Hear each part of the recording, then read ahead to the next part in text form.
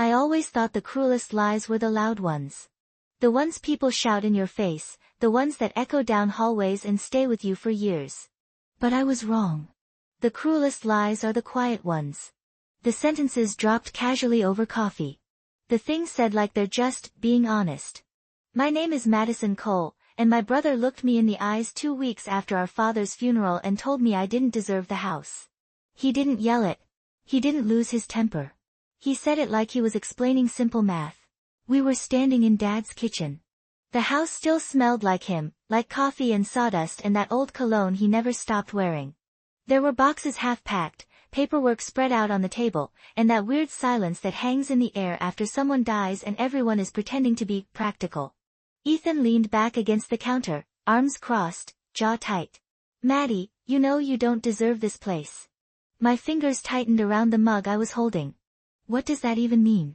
He sighed like I was being difficult. You don't live here. You never stayed.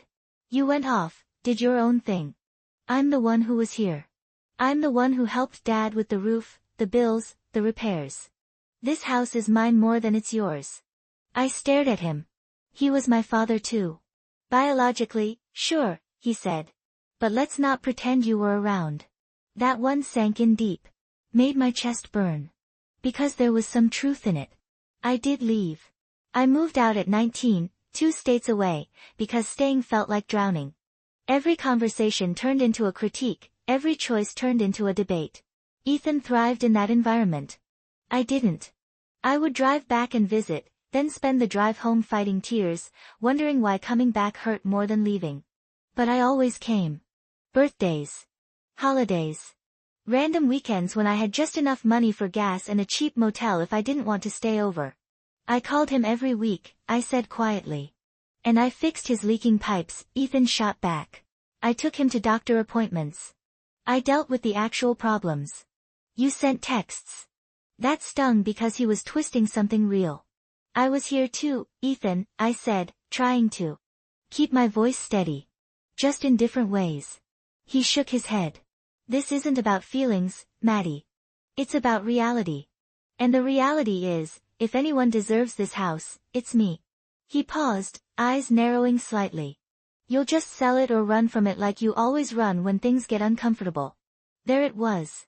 The version of me my family had kept on file for years, the girl who leaves, the girl who cries easily, the girl who couldn't handle real responsibility. I swallowed hard. It's not your decision. He smirked a little. Actually, that's where you're wrong. Dad and I talked about this. He knew I'd take care of things. The lawyer's on my side. You're not going to win this one. Win? I repeated. This isn't a game. He shrugged. It's not my fault you're unprepared for how life works. There was this ringing in my ears that drowned out everything for a second.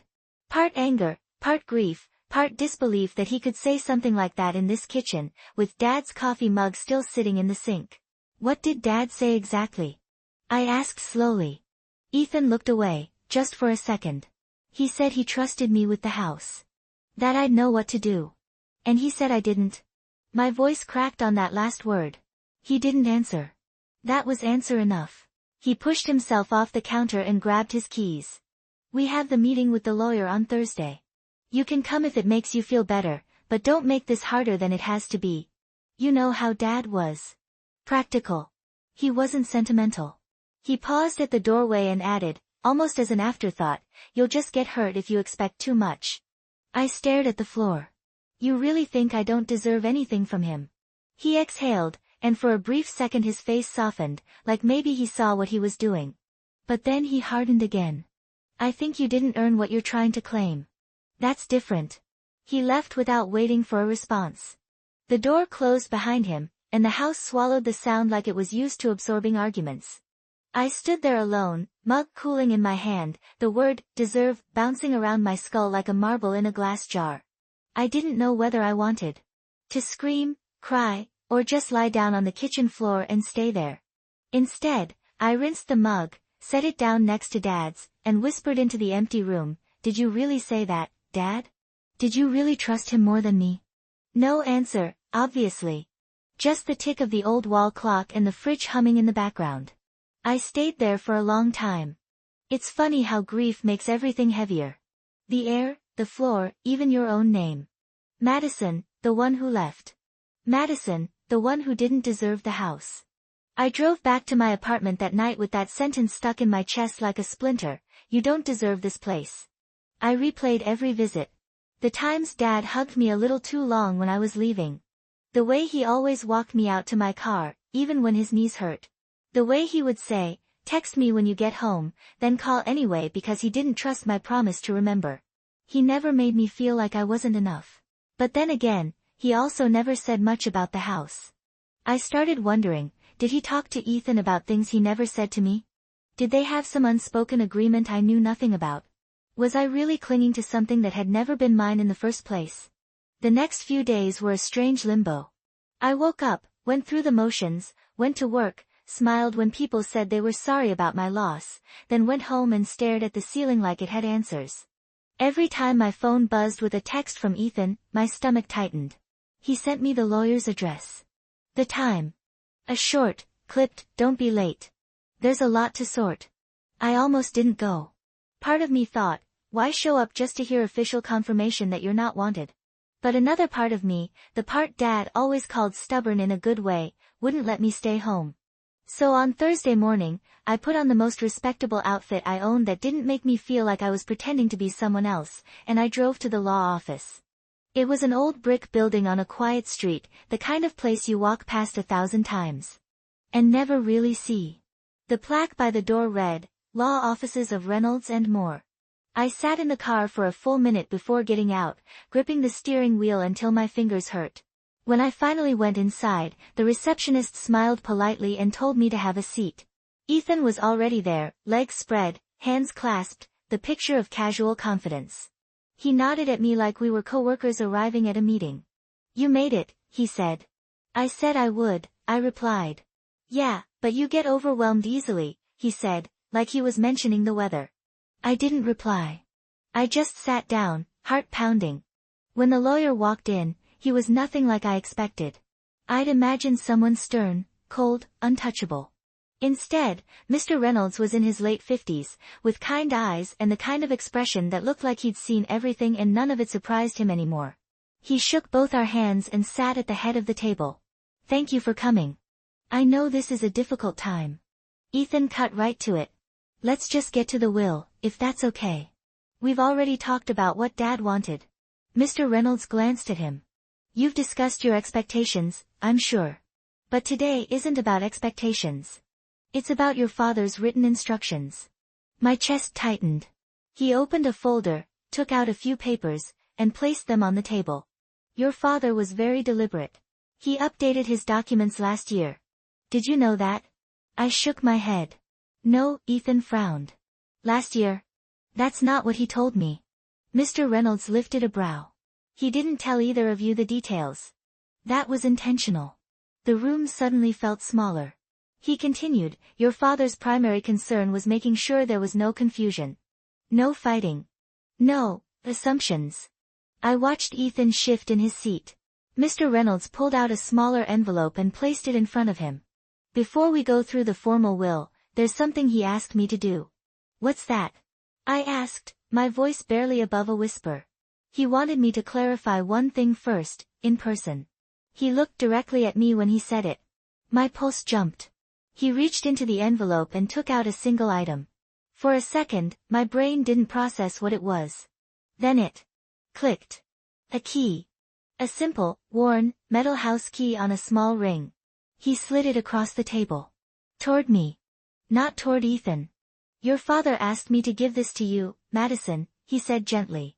"Before we discuss anything else." I stared at it, throat tight, heart thundering in my ears. Ethan blinked. "What is this?" Mr. Reynolds answered calmly. "It's the only official key your father left in our records." "To what?" Ethan snapped, even though we all knew. Mr. Reynolds held his gaze for a moment, then said it plainly. "To the house." The world didn't explode. No one fainted. There were no gasps like in a movie. Just a deep, heavy silence. Ethan's face went pale, then flushed. "That has to be some kind of mistake. I didn't touch the key." "Not yet." I couldn't. I just stared at it, sitting there between us, glinting softly in the office light like it knew what it meant before I did. And all I could think, over the noise of my racing heart, was this: you said I didn't deserve the house, Ethan. But Dad clearly didn't agree. The key sat there between us like it was alive. Like it had its own heartbeat. Like it belonged to every memory I'd tried to convince myself didn't matter as much as Ethan said they did. Ethan's chair scraped sharply against the floor as he lurched forward, grabbing the edge of the table. There's no way Dad gave her the only key. I have a copy at home. Mr. Reynolds didn't flinch. A copy doesn't mean legal ownership. But he told me, Ethan began. No, Mr. Reynolds interrupted gently but firmly. He told you some things. Not everything. I could feel Ethan's fury building, not loud yet, but tightening in his jaw, in the way he balled his fists on the table. He wasn't used to being challenged. And especially not used to being wrong. I still hadn't touched the key. Not because I didn't want to. But because touching it felt like crossing into a world I didn't believe was meant for me. Ethan pointed sharply at the lawyer. This doesn't make sense. You're telling me that after everything I did, after every damn thing I handled, he just, what? He just hands her the house like a souvenir. Ethan, Mr. Reynolds said, your father made decisions based on more than chores or tasks. Then on what? He demanded. The lawyer looked at me, then back at him. Connection, he said simply. Presence. Trust. Ethan laughed, a hard, disbelieving sound. Presence? She barely visited. My throat tightened. That's not true. You were gone for years. I wasn't gone, I said quietly. I just wasn't living under his roof. That doesn't mean I disappeared. Mr. Reynolds folded his hands. Your father documented every update very carefully. He left notes. Audio recordings. Letters. He didn't want confusion about his intentions. Ethan's voice cracked with frustration. But why her? Why would he ever choose her over me? There it was. Not about the house. Not about the key. It was about him losing the spot he'd always held. The favorite. The reliable one. The leader. The son who stayed. I swallowed hard. Maybe because he didn't want you to have to carry everything alone. Ethan snapped toward me. Don't do that. Don't pretend this is some loving gesture toward me. He gave you the house. You. The one who left. That doesn't mean he loved you less, I whispered. He scoffed. It means exactly that. Mr. Reynolds cleared his throat gently, bringing the room back to order. Perhaps it's best we read his words instead of assuming what he meant. He reached into the folder again and pulled out a sealed envelope. My breath caught. Dad's handwriting. Dad's name. Dad's final letter. For Madison, the envelope read. My eyes burned. Ethan clenched his jaw. Where's mine? You have one as well, Mr. Reynolds said. He wrote separately to each of you. I saw relief flicker in Ethan's eyes. At least there was something for him too. Madison, the lawyer continued, your father instructed that your letter be read first. Out loud. Ethan's head snapped toward him. Why? Because, Mr. Reynolds said simply, everything else in this process depends on what he wrote to her. Everything inside me went still. I looked at the envelope like it was a door I wasn't sure I wanted to open. What if I read it later? I whispered. Mr. Reynolds shook his head gently. He was specific about this part. I glanced at Ethan. His expression was a mix of anger, fear, and disbelief. I took a shaky breath, reached out, and finally, touched the envelope. The paper felt warm in my hand, like it had been waiting. I opened it. The room faded. Dad's voice wasn't reading it, but I heard him anyway. I unfolded the letter and began. Maddie. If you're hearing this, then my words didn't make it to you in time. And I'm sorry for that. I should have said so much more while I was here, but you know me, I speak better on paper. First, I need you to know this, you were never absent from my life. Even when you lived miles away, even when you doubted yourself, even when you thought I didn't notice, I felt you show up in ways that mattered. You didn't run. You grew. And I was proud of you for it. My breath hitched. Ethan shifted uncomfortably. Your brother thinks strength is measured by presence. I think strength is measured by love. And you loved me without needing to be seen for it. You checked on me, reminded me to take my medicine, laughed at my terrible jokes, sent little messages at exactly the right moments. That mattered more to me than you know. My hands shook. The words blurred.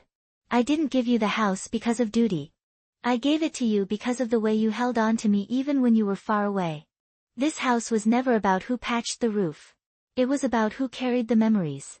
It was about who understood the heart of it. I wiped my eyes, but more tears came. You are gentle, Maddie. But you're not weak. I wish you could see yourself the way I did. I gave you the key because you were the anchor I leaned on quietly. Ethan was the storm. You were the calm. And calm is what keeps a home standing. The letter trembled in my hands. Whatever happens next, I want you to stop shrinking when someone else gets loud. Stand tall. Use your voice. I loved you equally, but differently. And this house is my way of giving you something you always gave me, peace. My girl, take care of it. And let it take care of you. Dad. When I finished reading, I couldn't look up. My throat was tight, my heart pounding with grief and gratitude and something like an ache unraveling from years of silence. Mr. Reynolds reached for the second envelope. This, he said quietly, is your father's message to Ethan. He handed it to my brother. Ethan didn't open it right away. His hands shook too hard.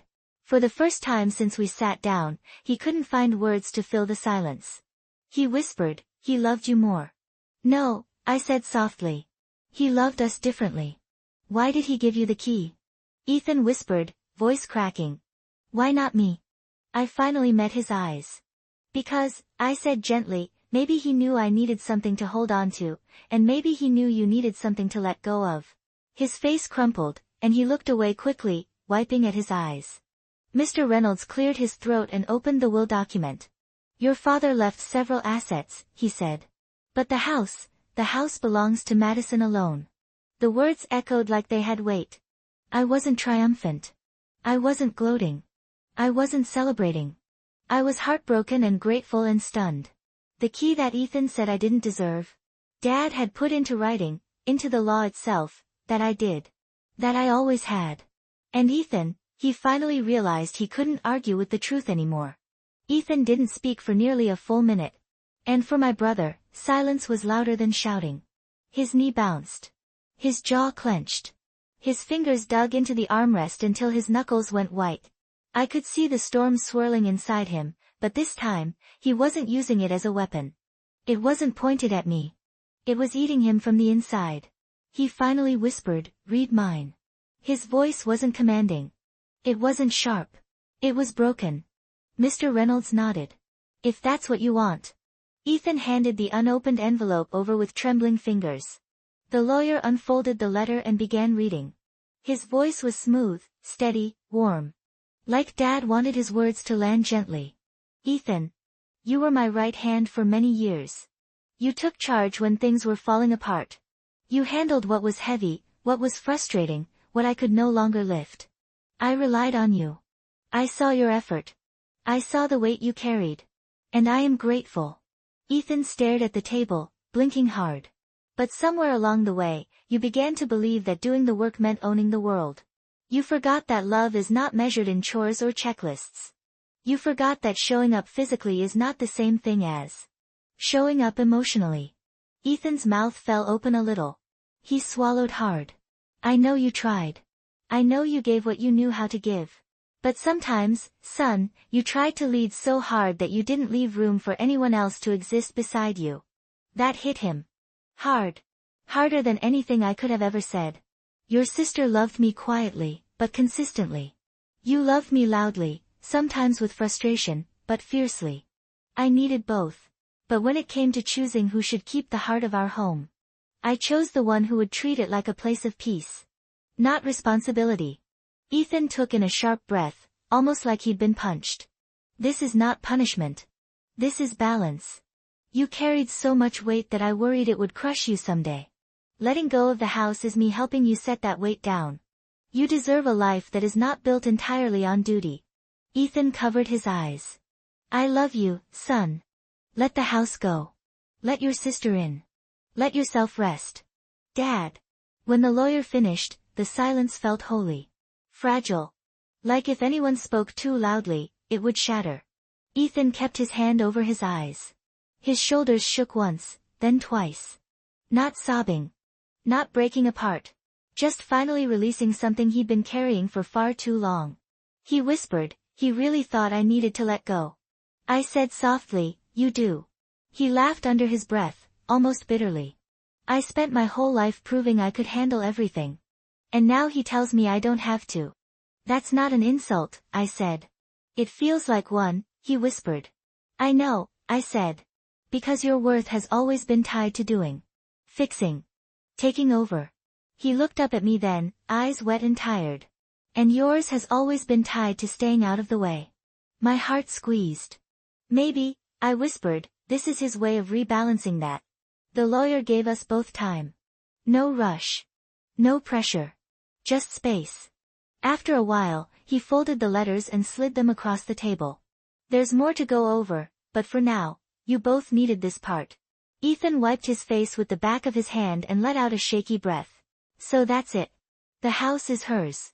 Legally, yes, Mr. Reynolds said. Ethan looked at me. Not angry. Not resentful. Just lost. Like he didn't know who he was if he wasn't the one in charge. Are you going to kick me out? He asked quietly. What? No. My voice launched out of me faster than I meant. I don't want to lose everything, he murmured. You're not losing me, I said. He blinked. You really mean that? I do. I paused. Dad didn't do this to divide us. He did it to fix something that was broken. Ethan sighed, looking down. We were both broken. I know, I whispered. Mr. Reynolds finally spoke again. Your father hoped this would bring you two closer, not pull you apart. He glanced at us. It seems he knew exactly what he was doing. Ethan rubbed his forehead. I need some air. He stood and walked out of the office, shoulders slumped, not storming out angrily like he usually did. Just walking away softly, like he finally felt the exhaustion he'd been carrying since childhood. I didn't follow him right away. I needed a moment too. I looked down at the key still lying on the table. My father had chosen me. Not out of pity. Not out of obligation. But because he saw something in me I never saw in myself. Strength. Steadiness. Love that didn't need to be loud. I reached out and finally wrapped my fingers around the key. It felt heavier than metal. It felt like responsibility and love and grief and belonging all at once. I held it tight. And for the first time since Dad died, I didn't feel like running. I felt like standing my ground. Outside the law office when I finally walked outside, Ethan was sitting on the curb, elbows on his knees, head down. I sat beside him without saying anything. After a long moment, he said, I'm sorry I said you didn't deserve the house. I nodded. I know. I didn't mean it, he added quietly. I know that too. He let out a long breath. I thought I knew everything Dad wanted. Turns out I only knew what he told me in the moment. Not what he planned. That doesn't mean he trusted you less, I said. It feels like it, he admitted. I nudged his shoulder lightly. Dad didn't give me the house because he trusted you less. He gave it to me because he trusted me differently. He stared at the ground. And I need to be okay with that. We both do. A slight breeze moved through the trees above us. Leaves rustled softly. Cars passed in the distance.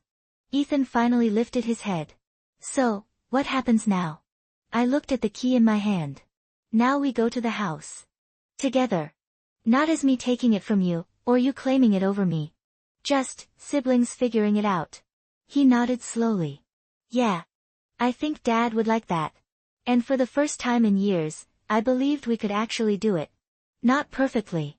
Not instantly. But honestly. Together. The drive to the house felt different this time. He wasn't speeding. I wasn't bracing. We weren't arguing. We weren't pretending either. We were two adult siblings who'd spent a lifetime misunderstanding each other, finally sitting in the same quiet of honesty. When we pulled into the driveway, the house looked smaller than I remembered. Dad's truck sat parked the way he always left it, crooked, like he ran out of patience 2 feet before finishing the job. The porch light fixture he kept, meaning to replace, dangled lazily, swaying in the breeze. The wooden step that squeaked every time you stepped on it still squeaked as I climbed it. It felt like walking into a memory. one that hurt and comforted at the same time. Ethan stood next to me as I unlocked the door with the key. The key Dad chose for me. The key Ethan said I didn't deserve. It slid in smoothly, like the lock recognized me. The door creaked open. Inside, the house smelled like Dad, old wood, laundry detergent, and something faintly sweet like vanilla pipe tobacco, even though he'd quit smoking years ago. Ethan stepped inside first, quietly looking around. His shoulders slumped. It still feels like he's here. I nodded. Yeah. We walked slowly through the rooms. The living room with the recliner he claimed was temporary for 12 years. The kitchen where he cooked eggs that tasted like disappointment. The hallway lined with family photos that stopped being updated after Mom left him. We ended up in his bedroom. His bed was still unmade from the morning he didn't wake up. Ethan sat on the edge of it, staring at the floor. I couldn't come in here after he passed. I sat beside him. Me neither. He ran his fingers over the blanket. I never wanted to fight you, Maddie. I felt like I had to fight for something. I've been carrying this house on my back for years. Fixing things. Replacing things. Taking care of him. I know, I said gently.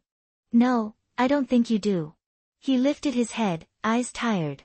Every time I patched a wall or unclogged a drain, I felt like I was earning his love. My breath caught. He continued, because I was scared he wouldn't love me otherwise. I stared at him, stunned. He wiped his eyes with the heel of his hand. I thought you were the one he always forgave. The one he always worried about. The one he always talked about when you weren't around. I thought, if I didn't take care of everything, he'd choose you over me. Ethan, I whispered, my chest tightening, he didn't choose me over you. It feels like he did. No, I shook my head firmly. Dad didn't give me the house because he loved me more. He gave it to me because he knew I'd need a place to land. He knew I'd never take it from you on my own. And he knew you'd never let go unless he made the choice for you. He stared ahead, breathing uneven. He wasn't punishing you, I said. He was protecting you. From yourself. From carrying everything until you broke. He let out a shaky laugh. Feels unfair. It's not. It's balance. We sat there quietly, surrounded by the stillness of a room that once held our father's entire world. Then Ethan asked, are you keeping the house? Yes, I said softly. At least for now. He nodded. Good. It should stay in the family. I didn't expect that. Not from him. I'm not shutting you out, I said. You can come here whenever you want. He looked surprised. Seriously? It's your home too. Just, not legally. But emotionally, it is. His eyes softened. Thank you. Sorting through memories, we spent the afternoon going through drawers, closets, old boxes. Dad kept everything. Cards. Photos. Receipts from lunches 20 years ago. Random screws in a jar labeled, important screws do not throw away. Ethan laughed when he found that one. Good to know some things don't change. I found a shoebox labeled, 1980s. Inside were Dad's old love letters to Mom. Sweet ones. Funny ones. Painful ones. Ethan stared at them like he was learning a language he didn't know existed. He really tried, Ethan whispered. He did, I said. They both did. And something in the air shifted, like forgiveness didn't have to arrive all at once, but it could hover gently while we worked. We found a photo album next. Dad with a baby me in his lap. Dad holding Ethan on his shoulders. All of us at the beach. All of us around a cheap Christmas tree. Pictures of a family who had no idea life would twist them into shapes they didn't recognize. I forgot about some of these, Ethan murmured. I never saw some of them, I admitted. He handed me a picture of Dad holding both of our hands at a pumpkin patch. He really loved us, Ethan said. Yeah, I whispered. He did. The conversation we avoided our whole lives. When the sun started setting, the house grew dim and golden. Ethan stood in the doorway of the living room and said, Can I ask you something? Of course. Why did you leave? He asked. Not accusing. Not judging. Just asking. I let out a breath I'd been holding for years. Because every time I came home, it felt like you were already disappointed in me. His head snapped up. I wasn't. Yes, you were, I said gently. Not because you hated me. Because you were scared. You were scared that if I didn't do things your way, I'd ruin everything. He opened his mouth, then closed it. I didn't leave because I didn't love Dad, I said. I left because I felt like I couldn't breathe under your expectations. He swallowed hard. I never knew you felt that. You never asked, I whispered. A long silence stretched between us. Then he said softly, I'm sorry. I didn't know I was doing that.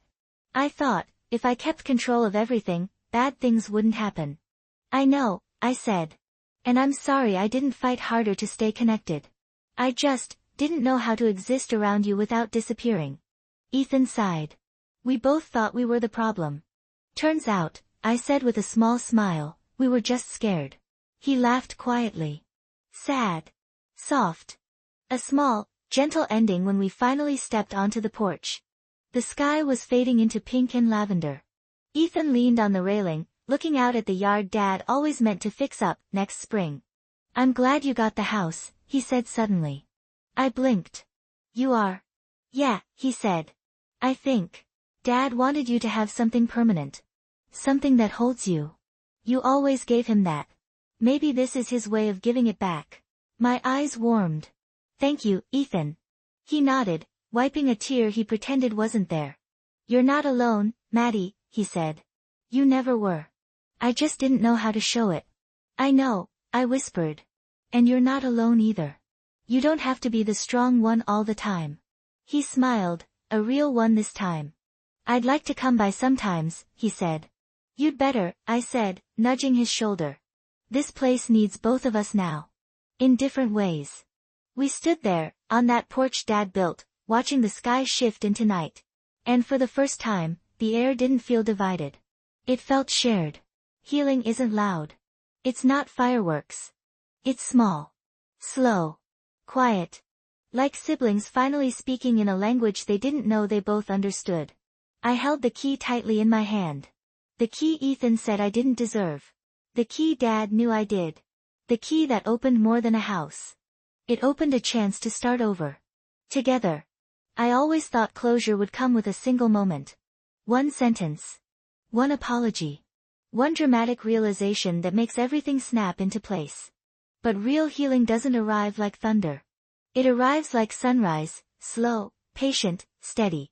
Over the next few weeks, Ethan and I settled into a rhythm neither of us expected. He would come by the house after work sometimes, usually pretending he just wanted to check the gutters, or make sure the water heater wasn't acting up. But the truth was simpler, he didn't want to let go of Dad yet. And being in the house made him feel close. And I let him. Not because I felt obligated. But because I finally understood that the house wasn't about possession. It was about connection. He repaired the porch steps without me asking. I cooked us dinner in Dad's kitchen and burned the garlic bread the same way Dad always did. He brought over old tools and organized the garage. I fixed small things I'd never tried before, and he didn't hover or correct me. Not once. We found old notebooks where Dad wrote half-finished ideas about fixing the shed, planting a garden, repainting the hallway. And slowly, without even discussing it, we started checking off those tasks. Not as a burden. Not as a competition.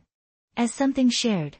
A visit to the willow tree one afternoon, after we finished restaining the porch, Ethan said quietly, "Do you want to visit him?" I nodded.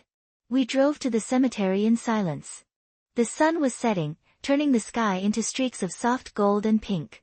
When we reached Dad's grave, Ethan stood on one side, I stood on the other. He bent down and brushed leaves from the stone. "Hey, old man," he murmured. "We're trying." I let out a breath. "Yeah. We're figuring it out." For a moment, it felt like Dad was right there between us, not ghostly, not heavy. Just present. Like the way he used to stand in the doorway watching us bicker, shaking his head but smiling anyway. Ethan slid his hands into his pockets. "I read his letter again last night." "Yeah?" I asked. He said letting go of the house would let me rest. He looked up at the sky. I didn't realize how tired I've been. My chest tightened. "You carried everything. And you carried him," he said quietly. "Just differently." I swallowed the lump in my throat. There was honesty in that sentence I'd waited my whole life to hear. He nudged my shoulder gently. "He was right about you. You're steadier than you think." You're softer than you think, I said back. He snorted. Don't tell anyone. I laughed. Your secret's safe. The night everything settled a week later, we sat on the porch together again, drinking cheap beer like Dad would have insisted on.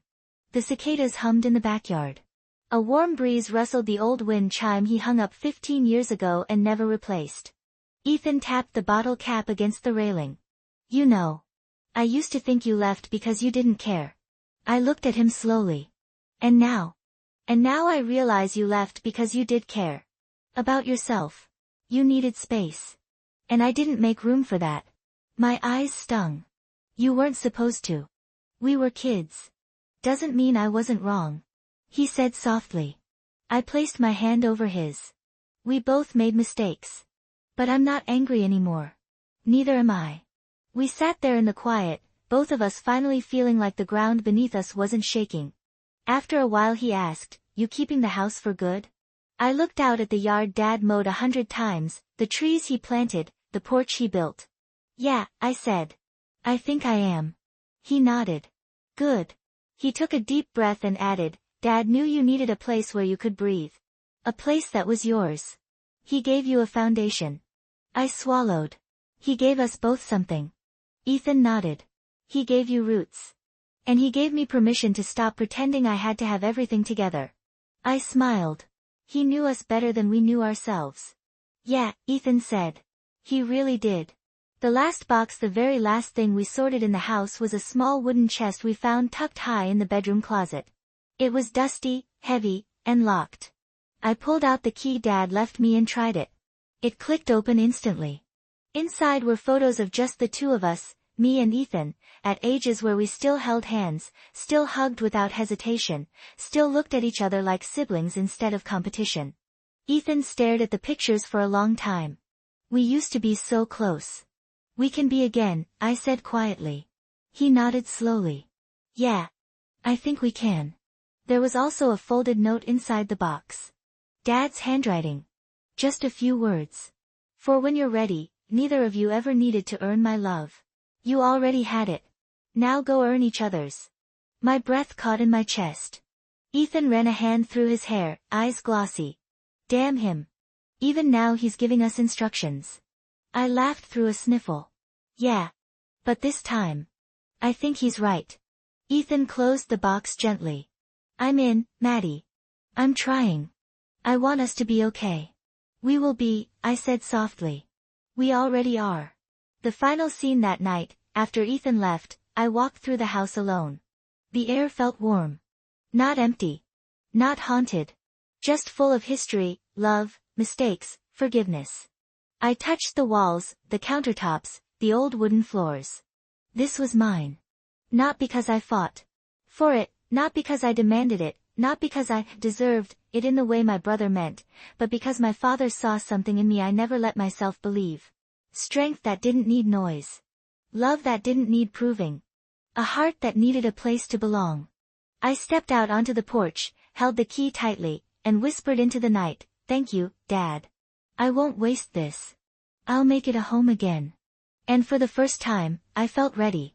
Ready to live here. Ready to heal. Ready to build something new with my brother, not as rivals, but as family. The key didn't just unlock the front door.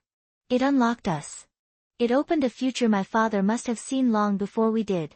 A future where the quiet one finally stood tall. A future where the loud one finally let go.